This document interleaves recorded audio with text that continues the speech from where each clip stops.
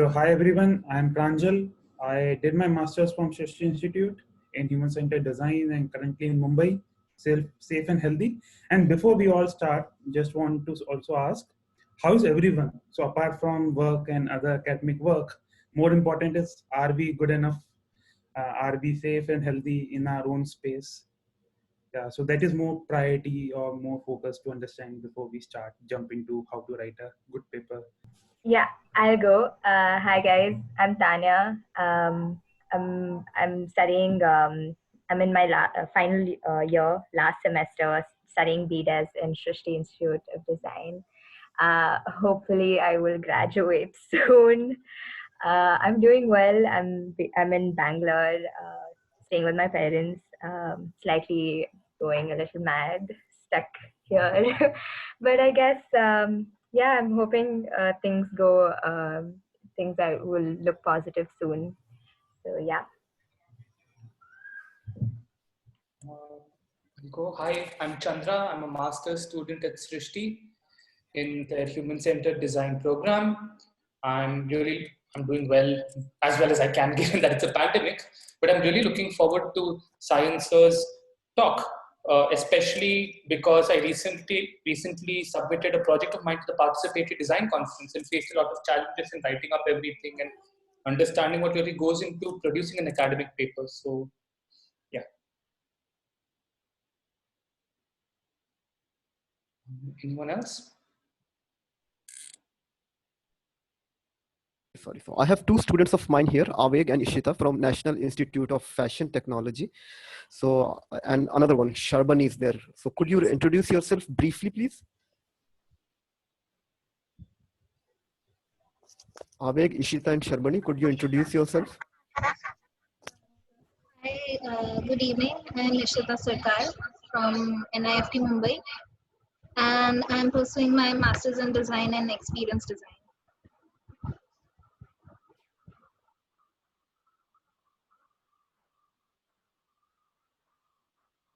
Hello, can you hear me? Yes, we can hear you, Aveg. Yeah, hi everyone. So my name is Avik and I'm pursuing Master of Design from University of Tsukuba. And right now I am pursuing my internship with a startup called Aries. So they are working on an educational app which is based on a platform called augmented reality, and we are working on it. So because of this, I have not yet completed my Master of Design because of this pandemic. So I hope it will end soon and I'll be able to get on the track. Yeah, so that was about me. Welcome, Avik. Thank you. Hi everyone, I'm Deepak. I'm a PhD student at ITC School of Design, working with Professor Anirudh Joshi. Deepak, show your face here. Sorry, I don't have camera right now. Okay. Yeah, so that's about it. So I work with parents, I work with teachers, and now I'm supporting 2 schools with online education. Yeah, that's what I'm doing right now. Webinar center. Welcome, Deepak. Thank you. Hello, everyone. I'm Dr. Mohammad Farhad Rabbi. I'm a faculty member. I'm from Bangladesh. I'm a faculty member of Department of Computer Science and Engineering of Shahjalan University of Science and Technology. So actually, I'm trying hard to do good research in HCI domain. So I hope I will learn something from today. Welcome, Professor. Lovely to meet you again here. Yes. Hello, everyone. Hi, Saurabh. Hi. Hi, everyone. I'm Saurabh Tiwari, and I'm here to learn a bit of SCI. And I'm in a field which I have been resisting for way long. only to realize the that background. Yeah. only to realize that it is inevitable. So it's better to be aligned. Thank you. Okay. Hello, I'm Nova.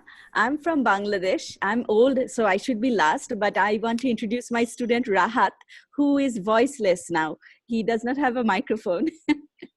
So he said hi to you all. Yes. Welcome. Yeah. Welcome. Okay. Yes, Pranjal. No, no, so do you also want to introduce yourself? Of course, I'm the oldest when I have to. Is there a way out? So I'm. My name is Devanuj, and I'm PhD from IIT Bombay in human computer interaction under Professor Anirudh Joshi, if you know about him. And I think, and I'm also, teachers of students, 3 of whom are here. So I think that's a short introduction. By the way, Devanuj is also my teacher. Really? Okay. Wow. Okay. Yeah. Hello everyone, it's Rahat from Bangladesh, and I have seen all of known faces here. So just for short introduction, I'm just graduated from North South University in Bangladesh, and working as a research assistant in both North South University and BRAC University. And my supervisor is also here, Dr. Nova Ahmed. I think she's hearing. So let's start. I think it will be a good discussion ahead. So thank you. Rahat, good presentation in Asian Kai Symposium. I learned, I mean. Yeah, you are there. Yes, that. yes. Very nice. Yeah, thanks. Great. Okay. So we shall start the session now, and we will come back to the introduction during the Q&A or after the Q&A. And if everyone is okay to extend it more than 60 minutes, up to you, but we have decided a a very engaging format with everyone. So before we start, just small housekeeping rule that we would be recording this session. If anyone has some issues, let us know. And it is a request that if you could put up our video on, up to you guys. But the other request would be to mute yourself when other person is speaking. And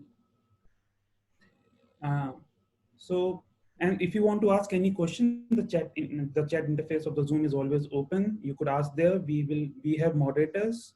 Chandra, Deepak, and Tanya would be moderating it. Chandra would be handling the chat interface. Deepak would be clustering the questions which what we are all asking it. And Tanya would be asking to the speaker during the session. The format goes something like that. In this 10 minutes till 4:10 most probably, we will understand why we are here, what is our intention, and then we will have 20 minutes presentation from Sayan. And then for another 20 minutes, we will have Q&A sessions, and hopefully we have a lot of questions, and that's why we have 3 moderators looking into it. And after the last 10 minutes would be what next steps.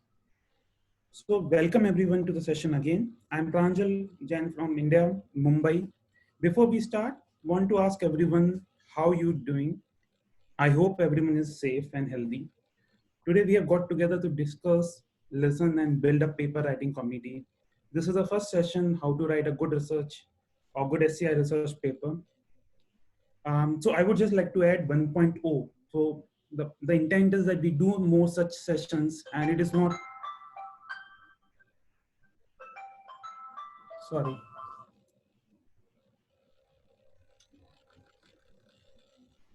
Sorry, yeah. So welcome everyone. And it's just not that anyone could conduct the next sessions or take this next initiative. These sessions would be an attempt to foster the community of early career researchers from India and its neighbors, which helps researchers write good SCI research paper. Before we start, I would like to thank the SIGCHI community, because of which we are here and which has enabled us to have these discussions. This session is an initiative of Srishti Institute ACM SIGCHI chapter. Today we have Sayan Sarcar. He's assistant professor in the Faculty of Library, Information and Media Sciences at the University of Tsukuba, Japan. Sorry. His research interests are in HCI, aging, accessibility, and user interface optimization. He is also the paper chair for this year India SI 2020. And do check out his papers which are published this year in CHI 2020 as well. I have known him from last couple of years. Yes, Anchal, I will speak one or two words for the sake of who are new to HCI community. So HCI is a full form of human-computer interaction, where we look at all the interactions, all kind of issues that happen between humans, their societies, and digital technology. And what you know as user experience or UX, the term used in industry, is a small subset of HCI. And this particular meeting is about the research aspects of HCI.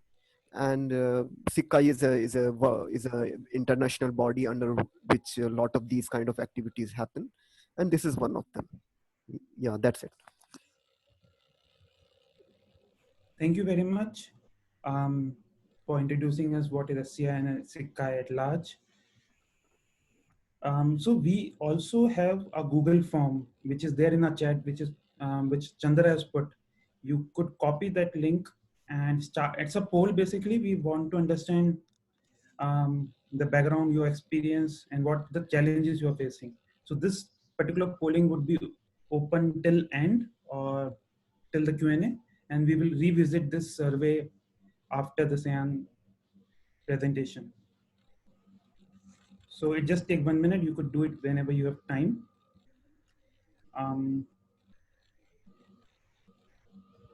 Yeah, Chandrasekhar asked something. Oh yeah, well, please go ahead. Sorry. And if someone, so just want to take a poll kind of thing here, just warm up exercise. So as Devanuj mentioned that, who are the new people here who do not have an idea about what is SCI? Or you could just raise your hand in the chat option if it is available here.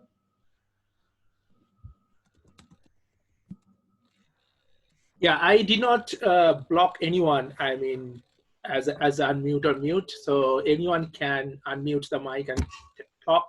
But maybe one good thing is whenever one person will talk, maybe you can just raise your hand or have something question. So maybe one more thing, I think Pranjal will be also looking at that. I mean, when you have a questions, you put it in the chat window. Might be at the end, maybe Pranjal will ask who ask the questions directly to ask. So that is better that we could, I mean, see each other and then we have questions, I mean, taking questions and giving answers, right, Pranjal? Yes, Tanya would be also helping us in that part. So Deepak and Tanya would be helping us to cluster the questions, and Tanya would be asking, and I will be also here. And we also would like to invite Tanya and Deepak later to share the experience of writing papers. And before that, I just saw that one person, Alas Khan, also raised his hand that he's not aware about SCI. So, so if you could just give us a background a little bit about Alas, from where, which background you're coming from, that would be interesting to solve us or talk more about SCI. Hi, hello everyone. I'm a student of Masters in Design from the School of Planning and Architecture, Bhopal. And so I'm aware of the term of what is HCI is, and I'm aware of the term what is research is, but I would want to know about what are the more tangents of the HCI. You can more research on this field and the future aspect of the HCI. It's a little more curious about all the things. Yeah.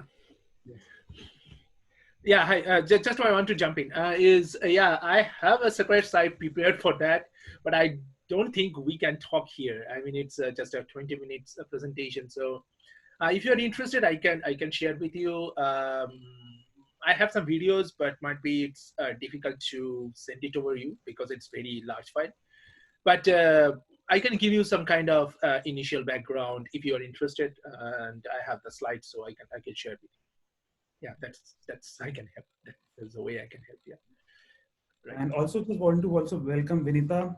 Vinita is a faculty from Srishti Institute, and so let's Hi. start. Yeah, yes.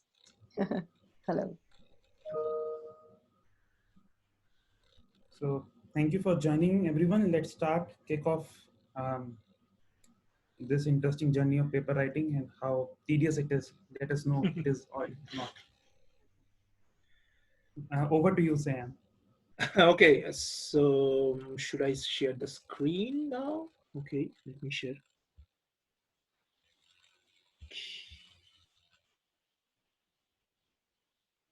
Can everyone see my screen?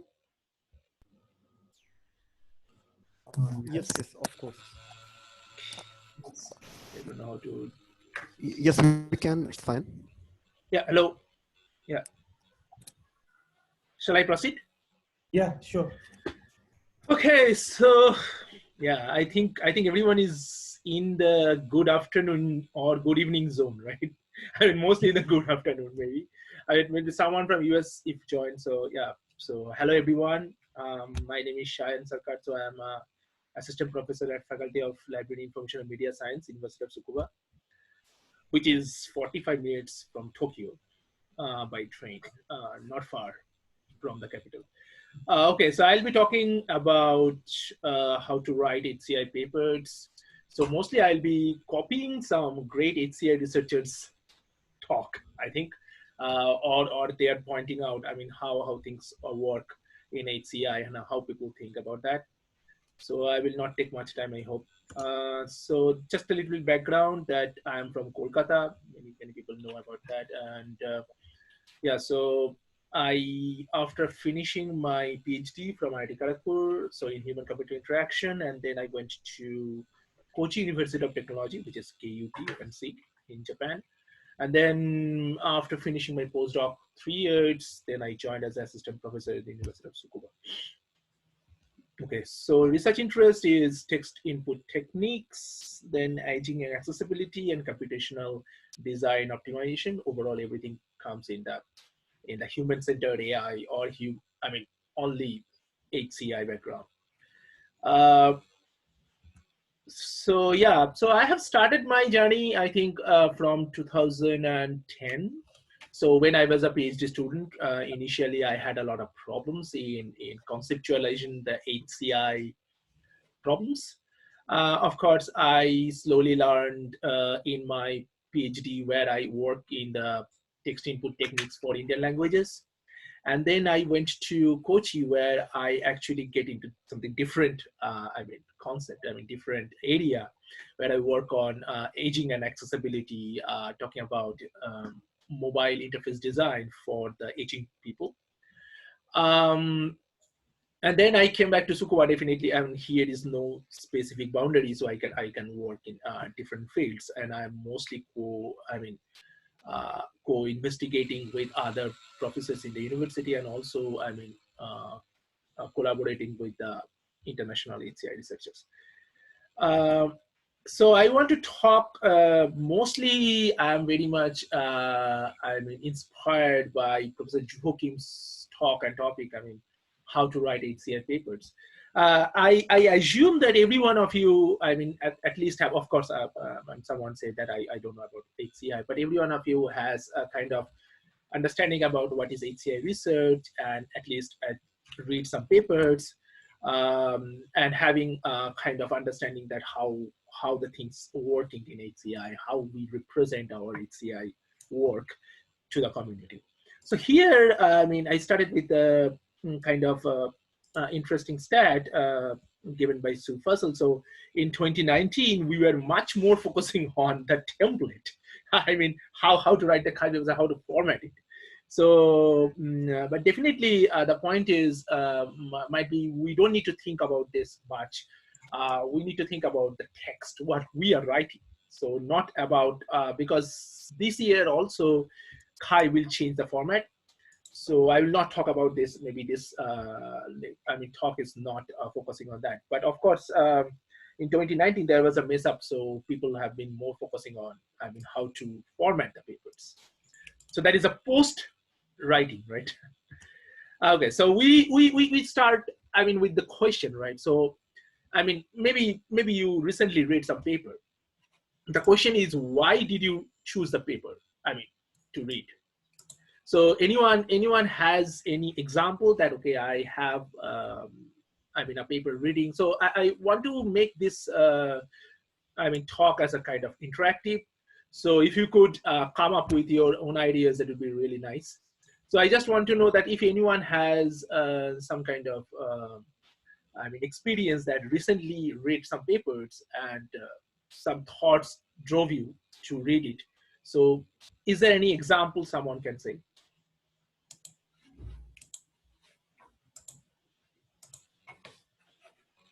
Anyone? Yeah. No. Hello. So anyone can volunteer? Yeah, please. Yeah, Sayan, this is Vinita. Hi. So recently I was recommended a paper by one of my students. We were discussing about evolution, as in she was talking about her mathematical work. Simran, she's also part of ACM, and she recommended a paper called Shut Up and Calculate. I forget the name of the author. If she's there, she can chip in. So it was recommended by my student, and because the conversation was relevant and really trying to understand how things evolve is really my core line of inquiry as an individual, not like for a PhD or anything. So this related, and it was interesting as to how different perspectives look at, different disciplines look at it. So I'm actively listening to Richard Dawkins' The Selfish Gene right now, where he keeps quoting paper after paper. And it's interesting that I'm listening to a person who is interpreting papers to make his case or go away from other people's cases to, prove a point. So yeah, that's how it is evolving. But then, yeah, I don't know how it relates to HCI again. Interesting. Yeah, I mean, everyone should have a motivation to read a paper. Motivation towards a work, and then curious about how the previous work has been set up into this field, right? So that is what we call the research as a genre. So HCI is not outside of that. So we started thinking about how we come up to that particular point or particular problem, what we want to solve, right? So that's it is a kind of how you read the paper. So writing is definitely associated with the reading. If you don't read, it's difficult to write. So always the HCI experts are saying that please read maybe 100 papers before you start writing, or before you write anything, because then you can have the idea that how people are presenting their work. So here you can see whenever we take a paper, how we are actually look at it. So what kind of things attracted you the most, right? So if you have some ideas, maybe some keywords, you search in the Google Scholar or in the Google, and then you find a paper. Then you try to see the title, and then try to read some abstract to see that what is the topic, is it relevant to what I am thinking, and then the message, what they are giving, authors are giving, and then who are the authors, definitely the contributions, and then we skim through the paper, skim through the document, seeing that whether we have, we can have a lot of visuals, a lot of image that we can see that what is going on, right? So that is the most interesting thing to see, that how a paper is getting attracted. So these kind of things are very important to keep in mind when we are writing papers. We need to write papers. So how I will slowly keep you informed. Sorry, if you have any questions, say anytime, can poke me, please. Hi, anyone? Hello. Hi. Hello, Sayan. Hi. Can I add to what you have said just now? Yeah. So can I share my screen? I have an example to share. Yeah, you can just take the sharing, and then I will take it back later. Yeah. Okay. So just a minute. That would be good. I mean, if you just also. I cannot, because then you have to unshare. Yeah. Okay, so I first unshare it. Okay, or rather it is too difficult. Then I can come in the. Oh, fine. So I'll give one example. So as I am a, can you see my screen? Yeah, it is nice. Yeah. Huh. Yes. So this paper, how did it come? Why I started reading up? Because when I was, because I'm teaching in a design school, and for me the question keeps on coming: what is an appropriate way to teach students design? Because I'm a design teacher, and not a particular skill set like UX or product design. So for me, like then of course the things come to mind, like what did the people in the yesteryears of design did. And as you may know, that Bauhaus was a very important school of design who had set the agenda for the design in the 20th century. That attracts me towards reading this paper. And as I go forward, I first read its abstract, and it tells like how this paper came about to be, how this Bauhaus school came about to be, what kind of ideas they put in, what was the rationale towards those ideas. And then that attracted me to this paper. But before that, I had to search a lot of things on the web to be able to see this kind of other papers of similar kind. So this is one of the examples where when you write in your slide what attracts towards your papers. So here is something which prompted me to look at this paper, which came from my own role as a teacher, or functional role.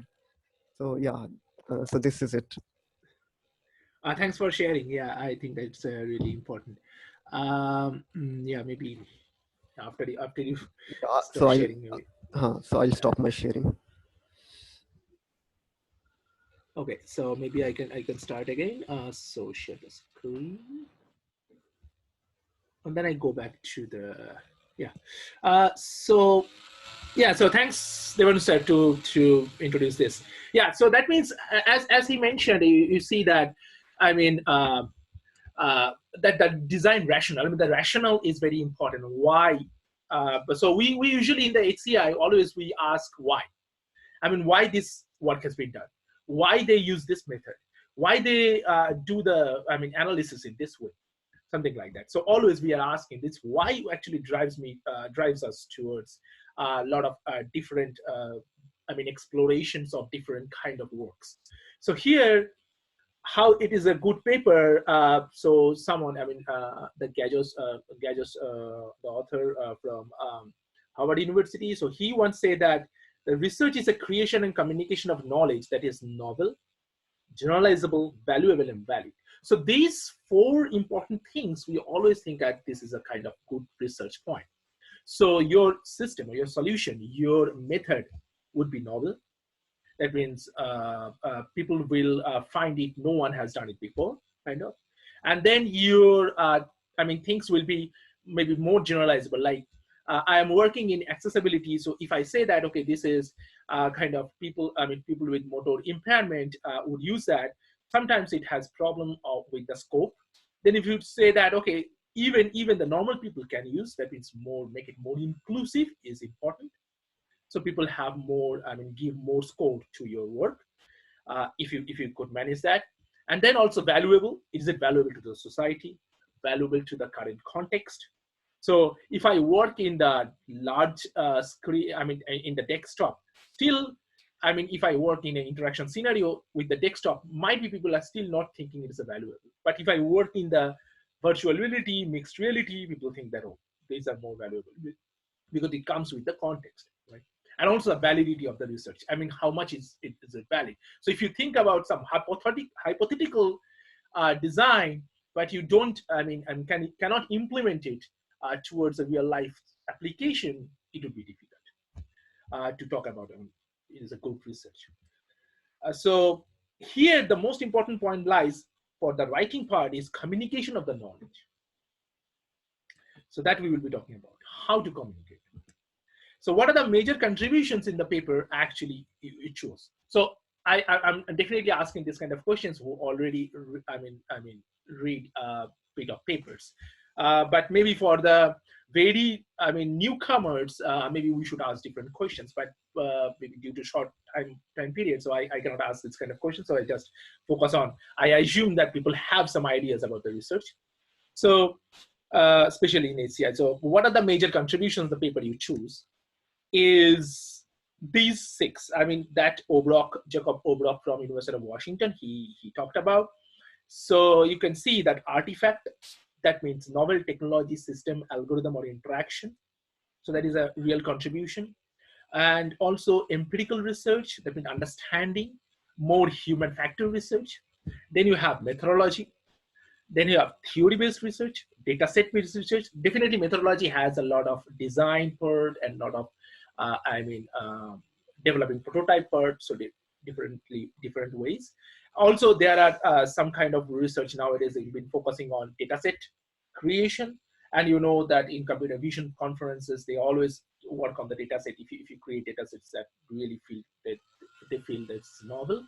And also nowadays in HCI research, people are talking about survey because a lot of survey papers are coming out, and the opinion one. So it's kind of, if you are familiar with the HCI, CHI conference, you can see some kind of alt-chi venues are there where opinions have been shared. So there are new kind of opinions people are thinking about. And of course, through the papers also you can place some opinions of yours.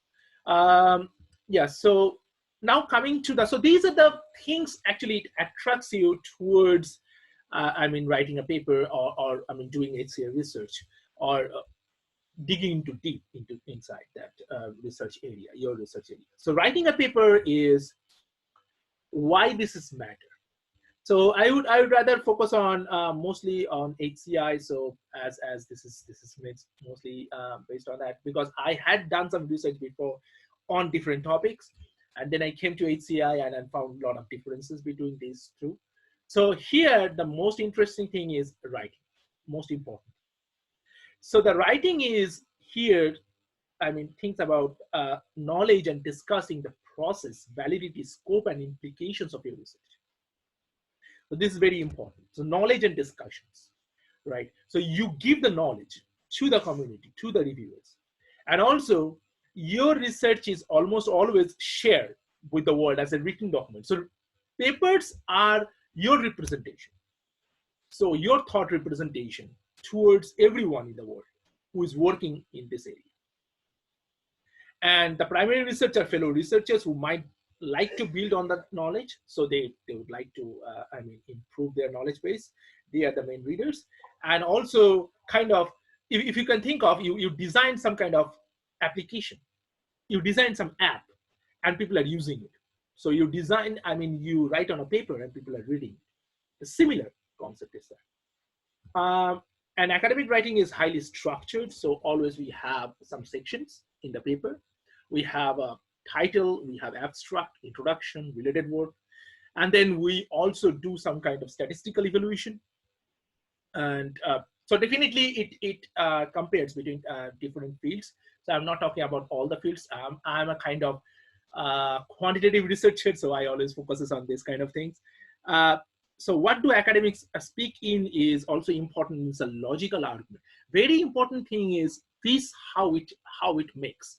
So how you are saying that your product or your work or your method or your contribution is logical, is important. And also you should have a valid claims towards supporting your system or your method, whatever. So how it is, definitely we have some other slides to discuss on, but these are the important terminology, important things to be focusing on. And also we should focus on how we are actually doing the coding and those kind of things so that the results would be more consistent. What is our initial questions, research questions? So that would be also keeping in mind how to balance it. Yeah, so the key message is approach is reader-centered always. You need to always think about how the readers will interpret this sentence, what I'm writing. And also you should have a time phrase. I mean, quickly you need to understand that. And also you might think that all the reviewers, so I was associate chair this year, Kai, I know that I need to read 10 papers. So 5 papers as a 1 AC and 5 papers as a 2 AC. So I don't have much time to give a particular focus on a particular paper. So, but when you are writing, you need to think that we have very shortened window of time. So for within that time, you need to convince people with your short words. So that's very important. So that's why writing is very important here. And better be correct and rigorous in your critical approach towards writing paper. So here are some kind of statistics. I'm not quite sure. It is fully for the HCI people or not. So you can see for the title, abstract, and introduction, there are most of the people reading that. So as you can see that these 3 are the most important things, as you can understand, because most of the readers are actually reading it. Very, very similar, example I'm giving as a chair, as associate chair, we need to bid the papers. And what we see in those bidding is only the abstract submitted by the authors and the keywords. So only by this, I need to judge that, okay, this is my area of research, and this I would like to review, I would like to read the papers or not. So only I have the abstract. So you can understand that how much you need to be precise and how much you need to sell your idea in that areas, right? Only. So before writing a paper, you should ask yourself that what will be the contribution and what need to be done to claim the contributions. So I will be talking some misconception of the students later. I will link this point. So you just remember that you need to think about the contributions of the paper, okay? And how the contributions in build needs to understand that point. So why, and the second question is, why would someone cite your work? This very interesting point, what Professor Kim also mentioned, is you need to write a hypothetical sentence. If you can practice that, is very nice. A hypothetical sentence, which actually some future researchers might use to reference your paper. You need to think about that. What sentence they will be referring, they will be writing while referring my paper. Is that sentence or is that thing is already in my paper or not? So that is a validation to understand that really your paper would be valuable for the future researchers. It's a good practice, I think. Yeah, some kind of IM-RAD model, which actually focuses on introduction and discussion of the 2, front and the back points also you need to focus on, and the central report section consists of the method and the results. So the experiment design and the result section would be the, intermediate. So the point is always people will be thinking about introduction, reading introduction. If they like the paper, then they will go to the central part. Otherwise they will just discard it. Yeah, so if you think about the title would be very catchy. I will show you some kind of papers later. I will show you in the CHI conference. You can find a lot of example papers. They put it in. The titles are very catchy. Some papers, but you need to be very careful that the title should not go in that way that people don't understand. So avoid being the cute, right? And then should represent the contribution very clearly, the title. Then people can use what you have done, what was the context, and what is the result, even by reading the title sometimes.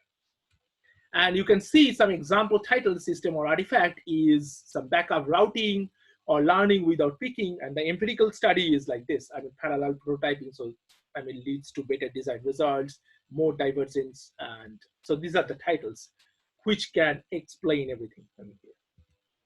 The abstract also is a general problem space. So what you need to write in the abstract, because abstract is only 350 words, or even in CHI it's 150 word actually.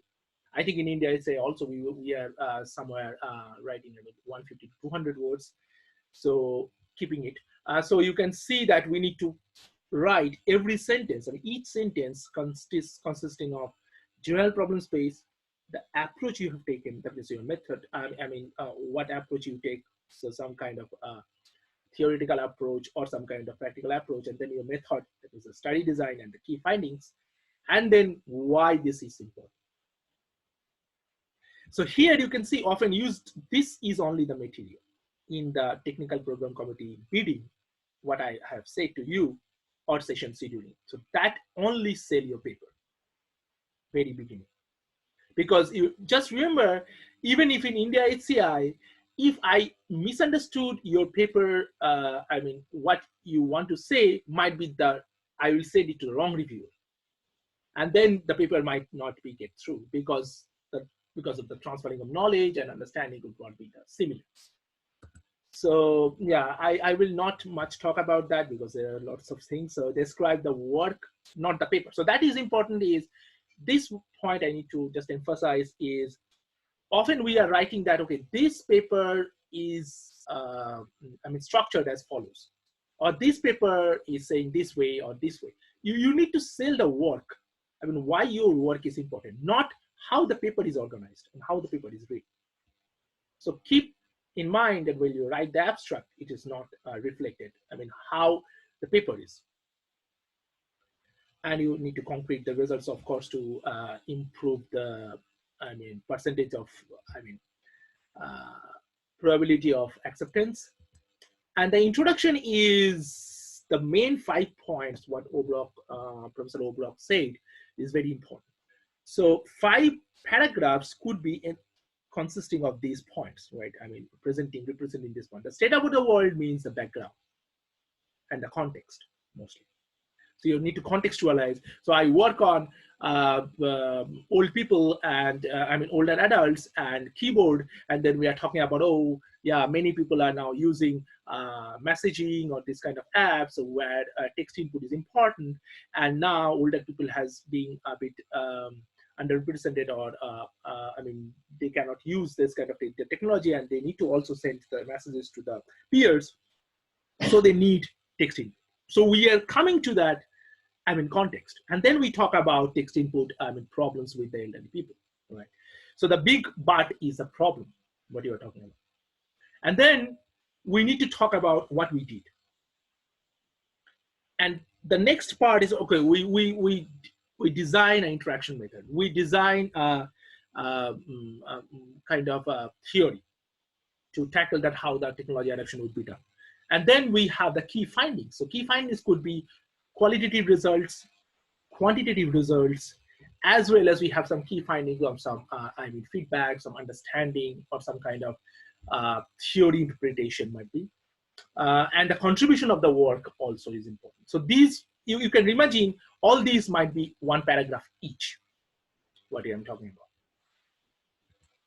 And this is very important. I would like to talk whenever you have this, whenever you are writing the papers, all the students mostly, actually, I had the same misconceptions when I was in IIT Kharagpur.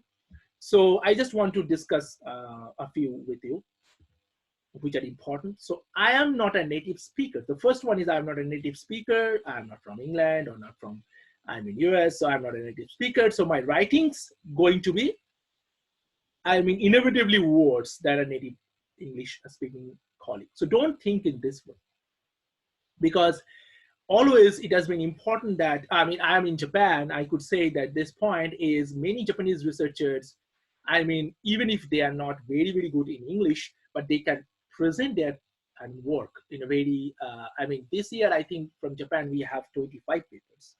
So you can understand, out of 500 papers, 25 papers are from Japan in CHI. So that means it's not a problem, right? That means if you have done a good work, writing problem or, not understanding is not a big problem. So don't even think that I cannot write, or I cannot represent my work to the native speaker world or something. So this is misconception. And this is the biggest misconception, is I should start writing when my research is complete. Because, that is a point we need to say, that we need to start writing very early. Always, in my very previous days of my PhD, I did the same thing. I finished the code, and I see the results, and then I start thinking back, tracking that, okay, so this result has been done, so what is the problem of that? I mean, what problem I did solve? So that is not the correct way. So always you need to think that we are always thinking, we currently always thinking that idea, then do the research, and then once the research is complete, we write the paper. That means the research means we develop the system, we do the experiment, and then we write the paper, start writing. It's wrong. So writing papers is a primary mechanism for doing research. That means it should go parallelly to what you are doing. So that means it should be first the idea, of course, and then you start writing paper. So start writing what your idea is. And afterwards, when you have the structure that, okay, what you need to do, next step and next step, then you, go for the implementing that particular, method, implementing that particular prototype, and then testing to see that you have some hypothesis in the beginning when you write the paper, is it matching or not?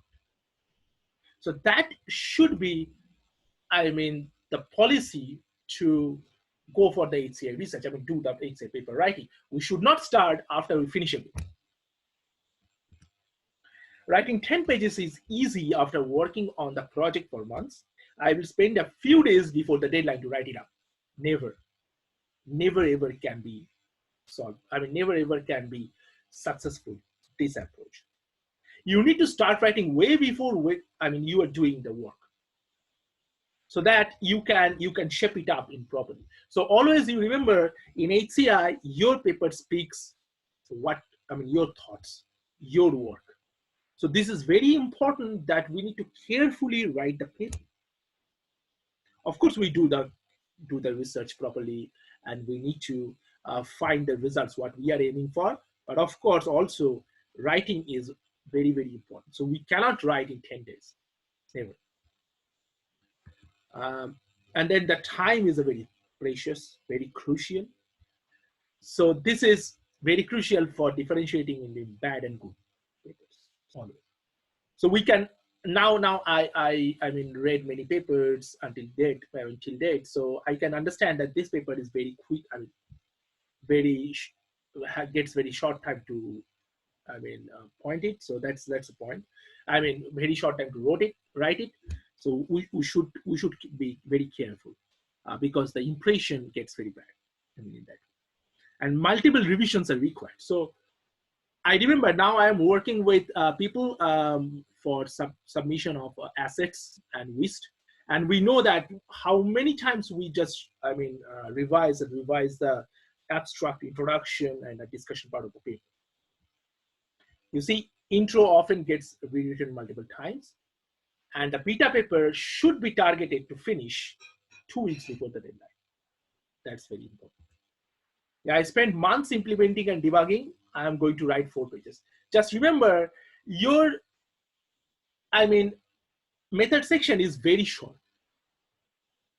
So whatever you spend 90% of the time implementing, but it just be a paragraph in the paper.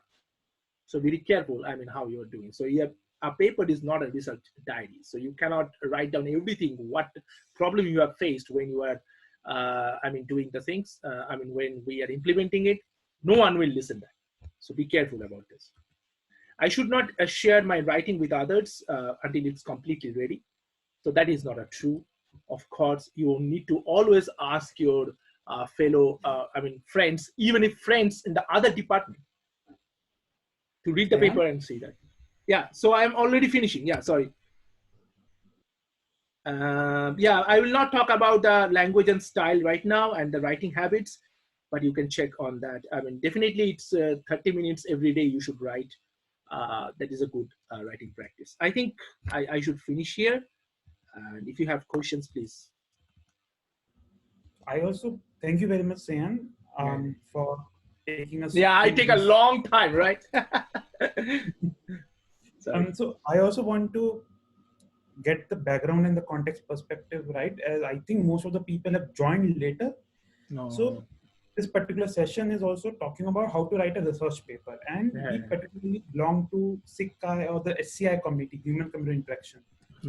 And I myself have been involved from last 3 to 4 years and have attended a couple of workshops in my own college in IIT Bombay and in Bangladesh. Thank you to Professor Nova. And there are multiple pieces to put together when you write a paper. So this is one attempt, this today's session, to understand that broader perspective.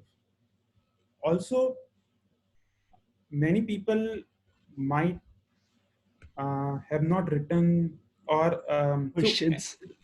questions. So there is one question to us, but before that, also just want to highlight that we are running a survey. If you are interested, you could just fill up that survey and let us know your feedback, your thoughts on that. It just takes less than 1 minute, and we will share the PPT in the end. We are recording the session. Also, so we would love to bring Tanya in this point. Before that, we could take one question from that. Nitin is asking you, Sayan, that and also to tell everyone that Sayan has joined especially from Japan today. Thank you once again for that. People who do not know. And so one of the question is that can you mention some ideas in your experience? Yeah, I have a lot. So one idea is I think Liang is here. I mean, Yang Li, he's from also Kochi. So interesting is we started brainstorming the idea. So he has the idea pitched in to me, and then we started brainstorming. I think 6 months before the last Kai submission. So maybe we started from February or March on 2019, and yeah, so we started discussing that how, I mean, we actually were doing some text revision technique on mobile phone. So how to shorten the time and the errors. So whenever we revise the text, we correct the text, we need to delete it and then start correcting, right? So it takes a lot of time and also the effort, as well as also text, much text you need to type. So we were thinking that how we can actually improve it. So he has pitched some ideas, and then we started discussing with other co-authors, and then we started polishing it down. Yeah, we are lucky that because we submitted to here and then we got accepted. Actually, we were thinking that, I mean, we need to submit to the Kai. We always think that submission of Kai is an experience for us. So what happens is we initially start writing the paper. I mean, he initially started writing the paper, and then he started implementing it as an app. And then we planned for the user experiment, which is very important. We planned the user experiment with 20 participants, I think. And then we did it. So we were writing and correcting in that time. And then we did the user experiment. We got a good results. So we thought that, okay, then our research question, what we are asking in the paper is validated properly. So then we start putting the results and the discussion based on the results. So that comes after the results. And after that, we read, and then we submit to the, write down, modify, and submit. The problem was there were some critical comments, and which makes a paper on the edge. I would say that on the edge means it can be not accepted, but so we submitted a rebuttal. Usually in Kai conference in India HCI, we don't have this rebuttal phase, but in Kai conference we have a rebuttal phase. Means you need to defend your logic. So why you do this? So we did that, and then they were shepherded. The shepherded means they again read the paper. Some other ACs joined the committee, and then they accept it. So in that way, we got it through. So that is one journey. I think it's a 6 to 8 months one. But definitely, we always think that how we are doing. And for Kai, if you are new to Kai, I would rather give you some ideas about the subcommittees, which is very important to choose. So if you are working in ICTB, you need to be very specific whether you submit to specific application areas or some other else. I will show you later, but that is also a challenging it's a tricky to understand that. I think this is the whole experience of that paper. Yeah, so that's the point.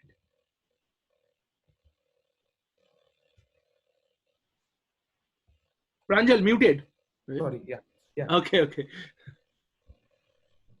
I think Nova ma'am can say some words here. I mean, she has a lot of experience, I think. Or Rahat can say if he is here. Or I also want, yes, Rahat could share his experience. Yes, hello. So the challenges which you face in writing papers, you have tried multiple platforms. So what you face? So basically, yes, I have write in multiple dimensions, and even I also write both systems papers and I mean core HCI papers, and mainly recently we have faced some problems with the method section. I mean methodology, because I can share one of my experience. Like we did FGD, and we discussed why we did the FGD during our study, and the reviewers said why you are doing FGD, because you have to do this as a one-on-one discussion. Then we just rebut it, and we also mention why we went for the FGD, because of the social context, and the participants were not comfortable to talk personally or individual.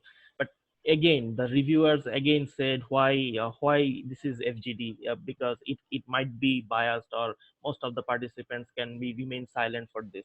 So recently we are facing these kind of things. I mean, both in CSCW and HCI, and gradually, yes, gradually we developed our method, writing method, and lots of things, and we actually get some good feedbacks from the reviewers throughout this, I mean, last 1 or 2 years of research experience of mine.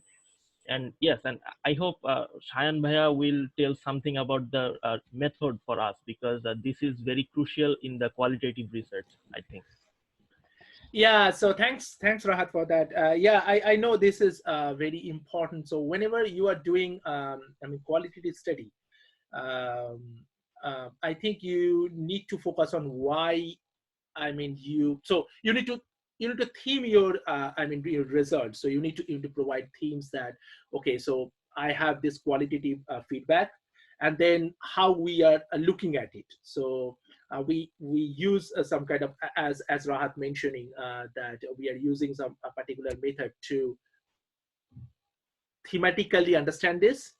But so we have each and every, different context have different methods. So sometimes reviewers reviewers argue that why in this particular context FDZ or particular things has been used.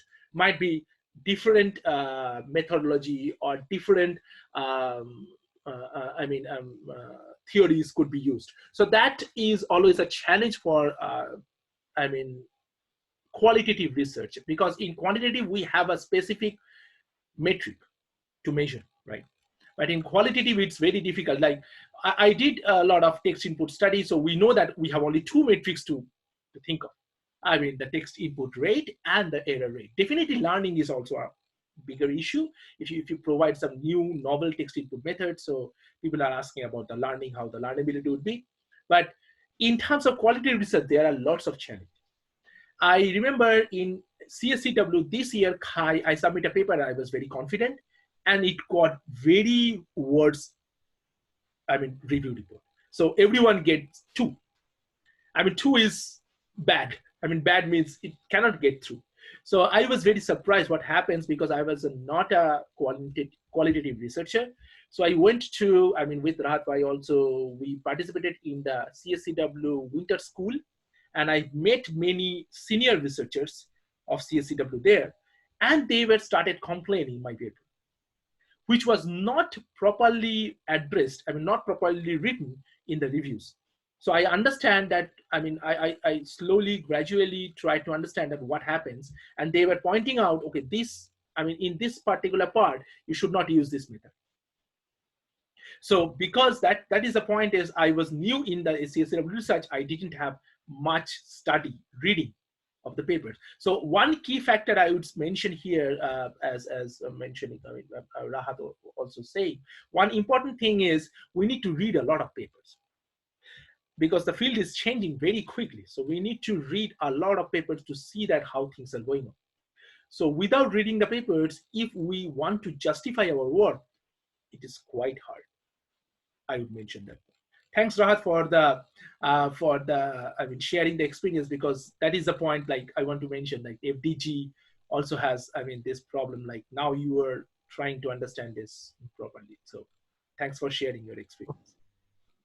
Thank you, Sayan, for answering this question. Yeah. I also want to have a time check. So as we promised that we will be having a 60-minute session, and we are going to finish that. So, and a couple of people might have to leave this session because they might have other things to do. So, but we have a couple of things to share with you guys, and there is one very important thing which we are left to do. So, is everyone okay that we extend it to next 15 minutes? Or 5 more minutes? What is the preference? If we say that we extend it for next 10 minutes, can people raise their hands on the participant? They are okay to extend it for next 10 minutes?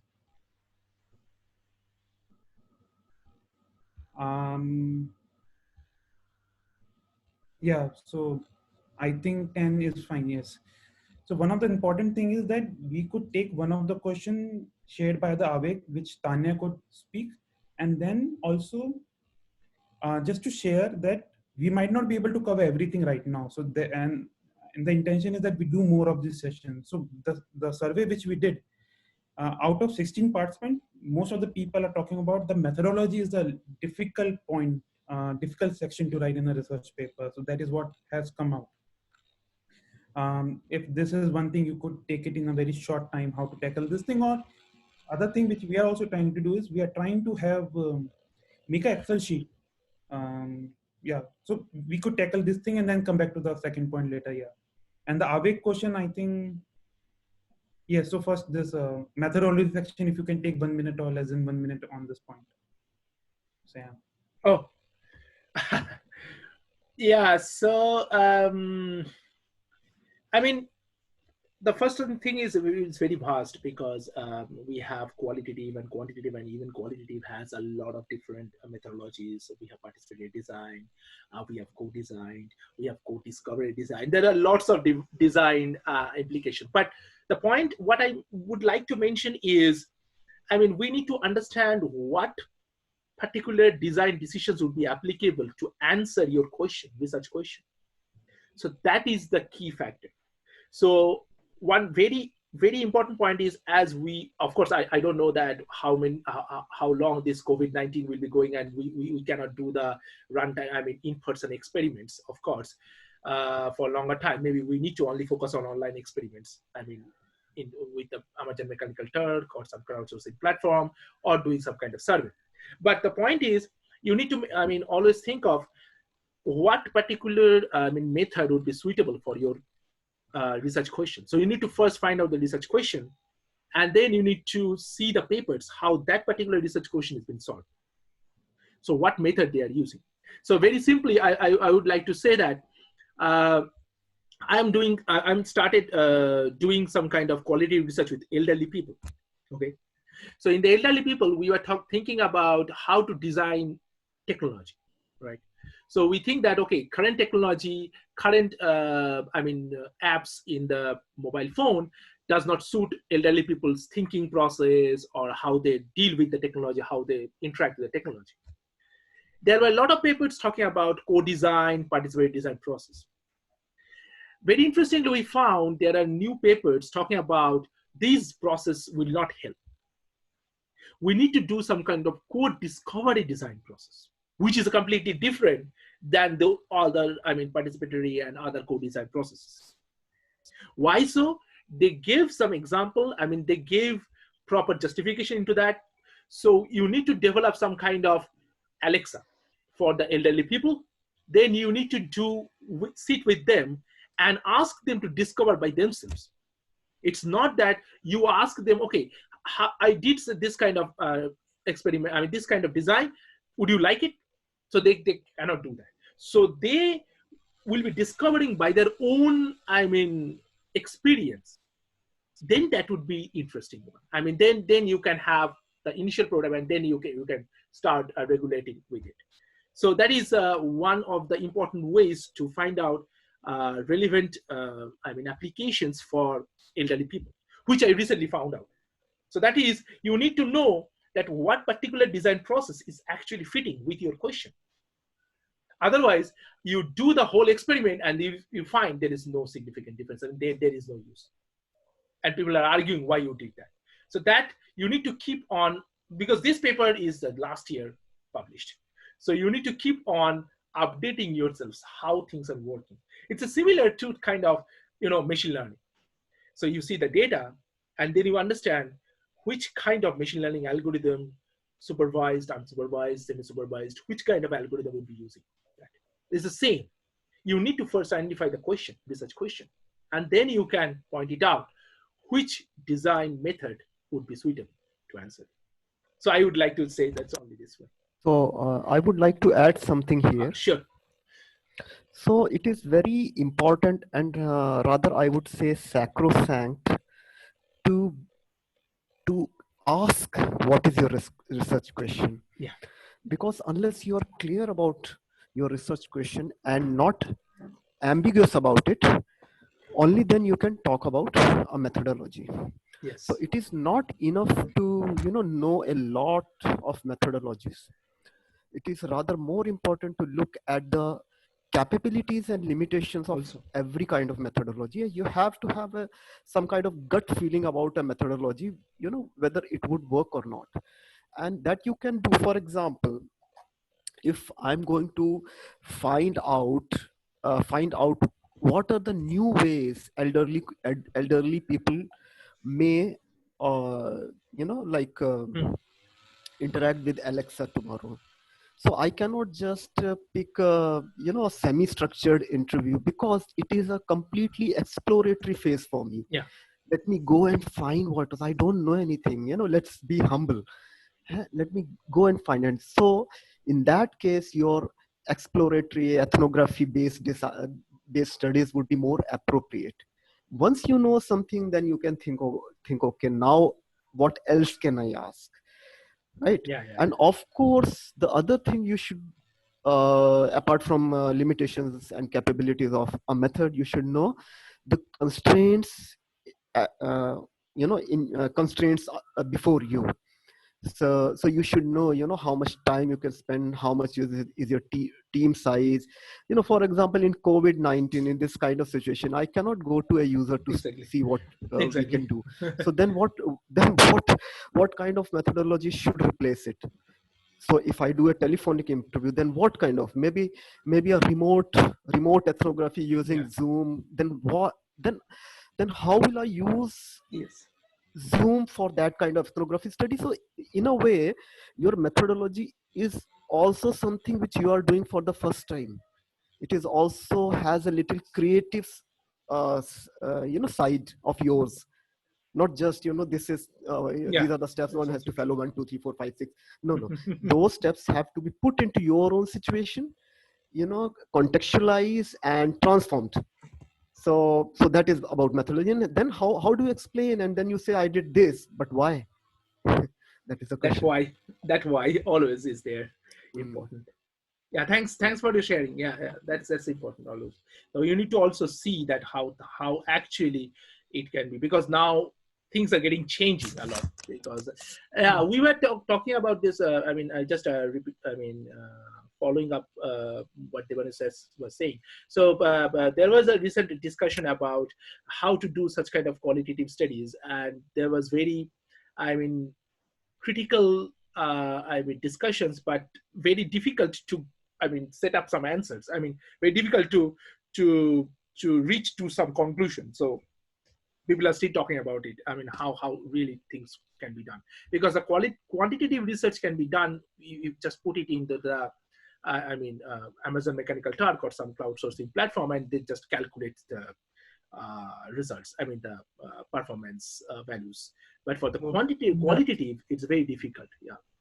to do it in this situation. So this demands another session. I think Sayan and Devanuj, we should have another session. Yes. But in the interest of the time, I would just love to bring Tanya to bring out the two questions which we have from the participant to ask Sayan. And if there's anything else you want to ask, and then there's one more last announcement from our side. After Tanya and Sayan, I will have to just speak one more thing. So just stay tuned for another 5 minutes. Sorry, guys. Yeah.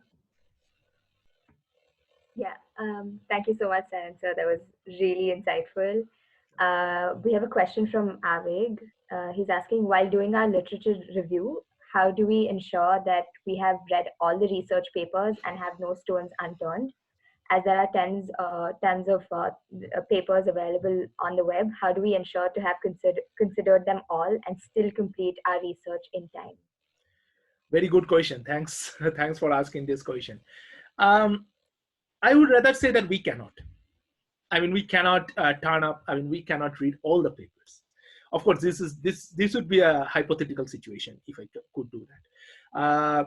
So what we think that if you are really targeting to the high quality conference papers, I mean the SIGCHI, so you go to the ACM portal, and then you search for the keywords, and you try to see that what are the conferences is listed up.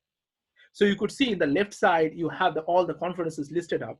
You can find out CHI, or you can find out UIST, or you can find ICTD there, and try to read the recent papers, kind of full papers, or kind of might be more a research paper, not kind of some design study or something. I mean, maybe just a research paper which has results. So you can find a lot.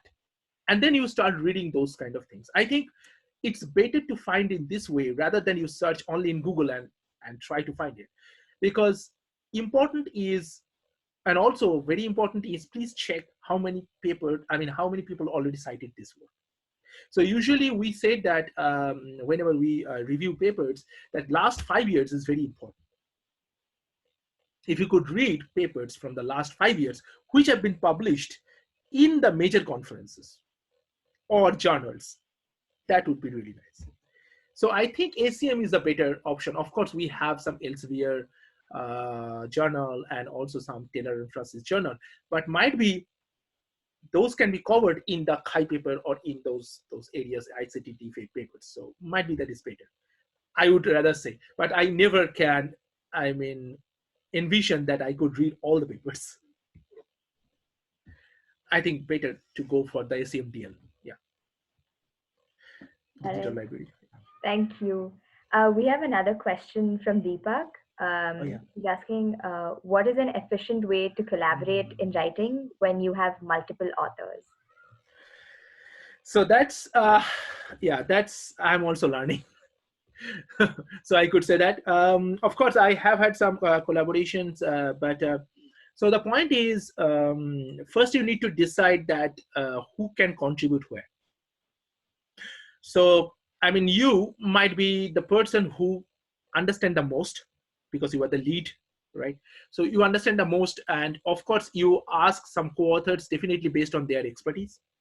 I mean, maybe this guy is very good in writing this part, or this guy is very good in understanding the logic. This guy is very good in criticizing me in terms of results.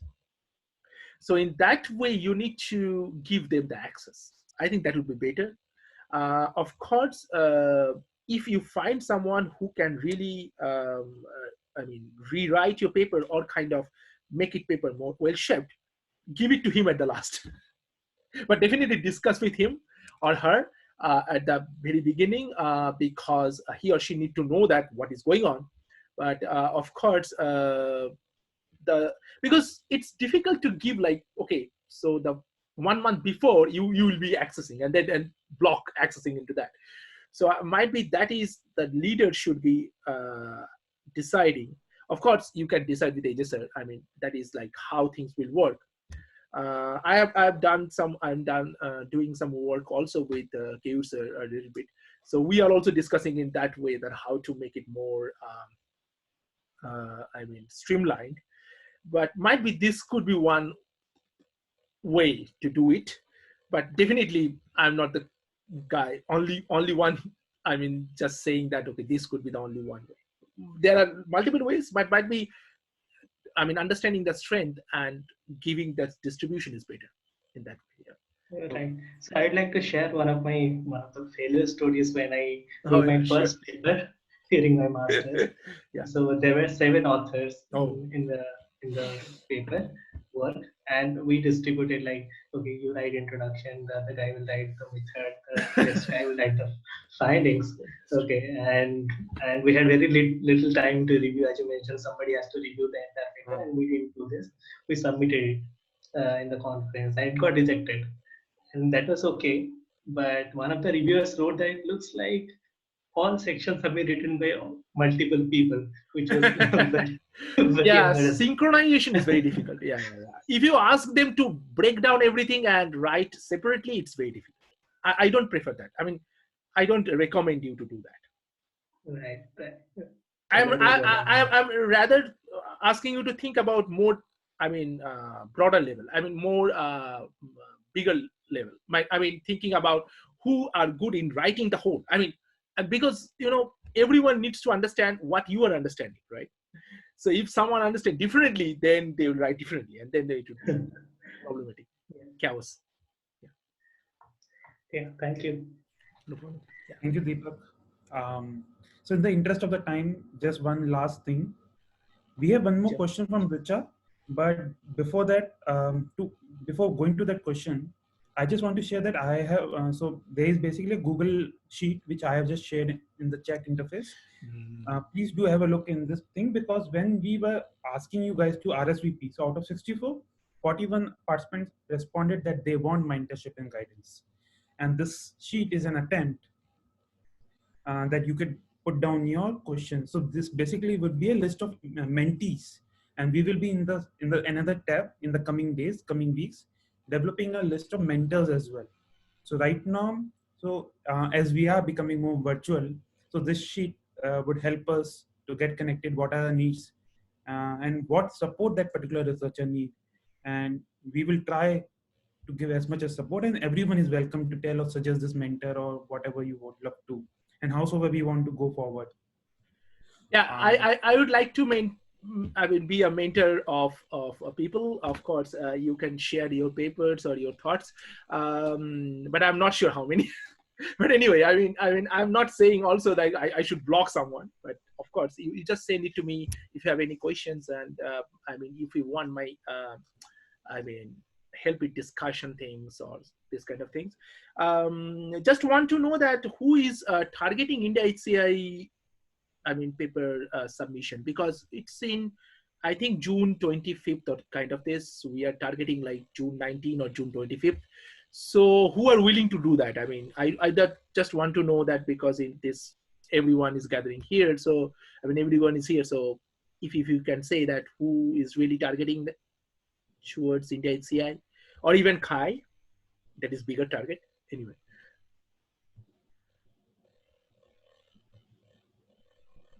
Rahat Bhai is targeting Kai or CSCW, no. Or Onik Bhai also is targeting, but it's okay.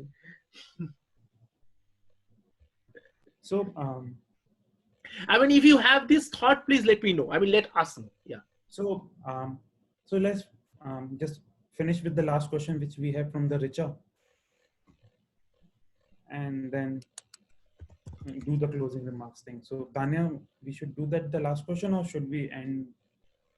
Or what do you suggest, Sayan? I think there are a few more people who would like to ask questions, I'm sure. So why don't we ask them to just email us the questions, and then we can probably, that would, I think, be better. Yeah. And what we are also trying to do, the Google Sheet, which we have shared, it's an editable link. So copy it and paste it in your Google Doc or save it somewhere, and you could write down the challenges. So basically, the column D is where you could also put up your question there in front of your name. And the next session, we will try to pick up what is the most demanding. As of right now, methodology from a polling thing has become a critical thing. How do we decide? And then is a discussion, which is the next big topic we need to discuss. Or If there are any other things, you could guys always write down in that Google Sheet from where we will be tracking, or our email ID, or you could reach out to Sayan, whosoever. We all are a small community and here to help each other and howsoever. So let's end this thing and hopefully come back in coming weeks. Thank you, Sayan. Thanks for everyone. Thanks everyone. So I think might be I just have started something, but of course it's time is not much. I mean, time is limited. So if you're getting interested, so please continue this session with Pranjal, and hopefully I can join some discussions. And if you're writing papers or if you are understanding what is HCI, please let me know, so that I can give more suggestions. Please. And many more people would be very new to the SCI, and if you guys want to have the session on SCI as well, we could attempt to do that as well. And yeah, I have a slide. I have a slide where actually that is more fundamental, but I cannot, I mean, say about it here. So might be I can have a chance to talk about it sometimes later. And do let us know how we could improve this experience, and we are all very new. So this is our first attempt. Sure, no problem. I think it's very nicely done. I mean, yeah, I don't know about my own I mean talk, but others questions and I mean trying to engage things is very nice. I mean, I really appreciate it. I look forward to at least 100 KAI paper submissions this year. I hope that you'll be doing that. I mean, you will be succeeding into doing that. So don't worry. I just want to end with the last thing. Who should focus on India SCI and who should focus on KAI? What's the difference between India SCI 2020? Why someone should submit the paper and why someone should look at the KAI?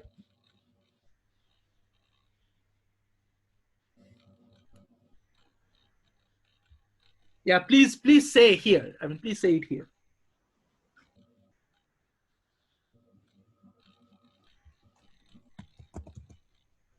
I found there are 2 persons saying about, I mean, focusing on KAI. I mean, Rahat Bhai is different, but I mean, other 2 persons already say that they focus on KAI. So Meghna and Shreya, yeah, anytime, welcome to. The meeting is all over right now. It's now informal gathering. We could come back to our video, say hi, hello, do networking. Anyway, so thanks everyone, and hope we will meet again. So this Zoom is on. Whosoever wants to stay, talk, interact with each other.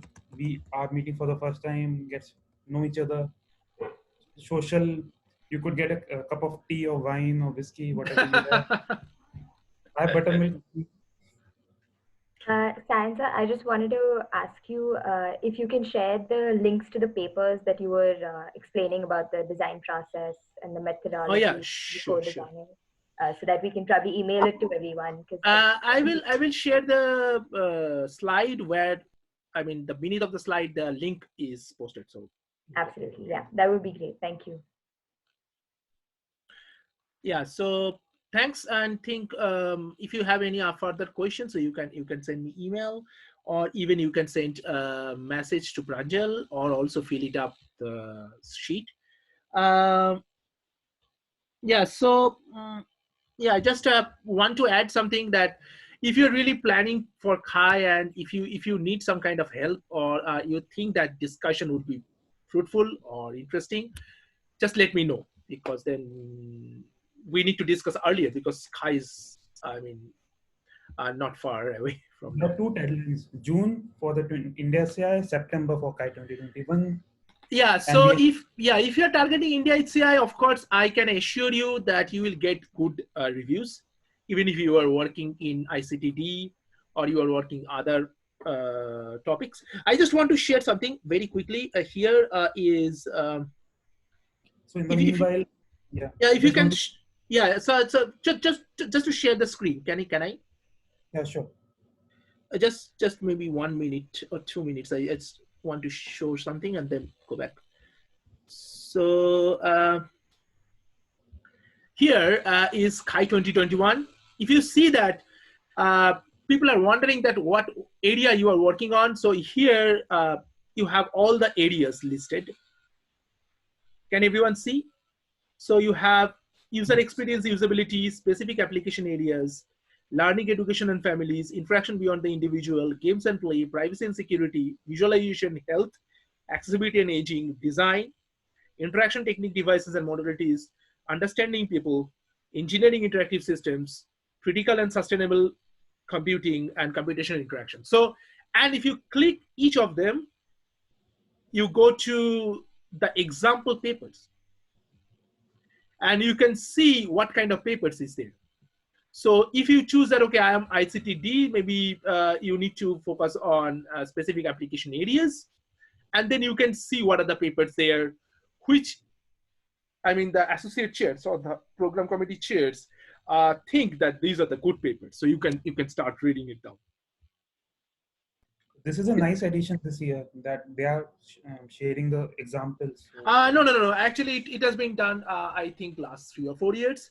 But yeah, this is a CSCW one. You can have all these papers. And if you click, you go to the ACM. I am not quite sure how many of you have the ACM membership, or if you can access it, that would be really nice. I mean, but the interesting thing is right now, the ACM is right now open source. Yeah, also, yeah, that is important. So yeah, please go and have it. I mean, just to share that. Yeah. So download as many as papers you guys want, but and don't please read. Yes. I mean, reading HCI papers is also another session. Anyway. Yeah, we need to have that session as well. Yes. Okay. Yeah. So anything, if you ask, please ask me. Oh, Devan sir. Yeah, I'm saying, so this reading papers is a session which I can probably take. Pranjal is smiling. Sure. So any particular date you guys want to decide? So let's do, you guys could, you want 1 week, 2 weeks after, or next Sunday again, come back again? What is the preference of the audience? You can type your responses.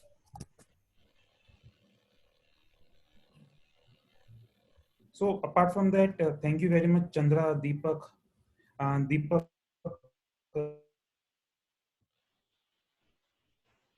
yes, as well.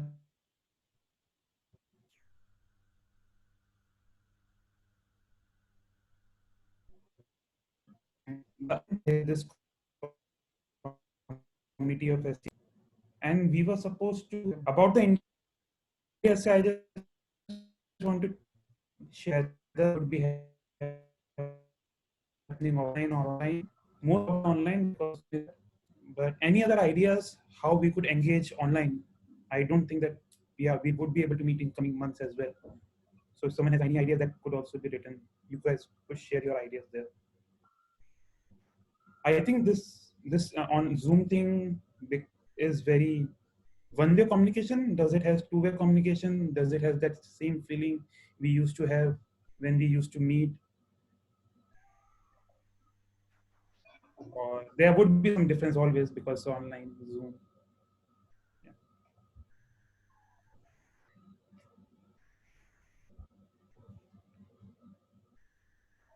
Thank you. I think you're on mute. Sorry. So we have we can try other apps. So if you guys want other apps like WebEx, Cisco WebEx, or Microsoft Teams. So yeah, let me know. I mean, we can decide about that. As well as also, I think some other apps Pranjal was saying to me yesterday. Yeah, I didn't use that. Yeah, anyone has any point? Oh, okay. So anyone has any other specific points to mention? So please. So broadly, shall we go for reading paper exercise next week, Sunday? Yeah, so we can actually do that. I mean, Devanu sir can help us. One thing is, I just would like to know that what we will do with the sheet after people gets filled it up. So might be we can have some kind of a discussion, and then we can channel it down towards the different mentors. So maybe yes. Pranjal, you can find out the loop. I mean the pool of the mentors first, and then channelize things. So I just shared one thing is AJ sir, I mean Joshi sir was doing this how to write papers in India HCI for a longer time. I think that 3 times he has already done it for India HCI, and every time he wanted to push people towards starting of those kind of projects. So I remember last year in 2018 I had connection with 2 persons, but one of them turned down because she could not do the experiment due to some problem. The other person who wanted to submit to Kai, we submitted to this year, but got rejected. But anyway, like that was the connection. We started working on, how to, develop the Kai papers. They have done the work, but we needed to polish it, and I did it. In this year. So, yeah, just for your information. Yeah, great. Thank you, Sayan. So let's end this Zoom meeting today. So we have a couple of things which we could do. So people are okay, like next week Sunday same time for I think 1 hour is less, so we could push it to 1.5 hours and do a reading session with Devanuj. And we need a couple of more sessions like mentee mentors connect, and there are more ideas we could always come, and there are many more people have written down to us through survey and polling. So thank you very much. Thank you once again for everyone joining. So yeah, bye. Thank you. And we will be putting up this recording somewhere in the YouTube. Yeah, thank you. We would be. Yeah, thank you. I will share the slide soon. Yeah, thank you. Great, guys. Safe in the evening, and people who are doing work from home, all the best for tomorrow. Bye-bye. Bye. Bye.